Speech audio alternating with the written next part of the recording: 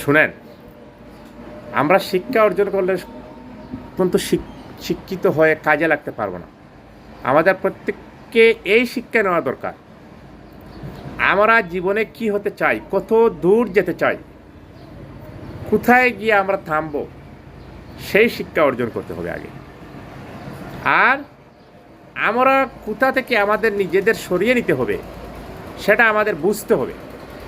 সেই বুঝার শক্তি আমাদের অর্জন করতে হবে। সুতরাং তারপরে আমরা শিক্ষায় শিক্ষিত হব, কাজে লাগবে। আবারও বলছি, শিক্ষা হলো এমন এক জিনিস, আমরা কত দূর পর্যন্ত যাব, কোথায় গিয়ে আমরা থামবো সেটা টার্গেট করতে হবে, সেটা আমাদের শিক্ষা অর্জন করতে হবে। আবার কোন জায়গা থেকে আমরা সরে দাঁড়াতে হবে সেটা আমাদের বুঝতে হবে। বুঝার শিক্ষা আমাদের জ্ঞান অর্জন করতে হবে। ধন্যবাদ।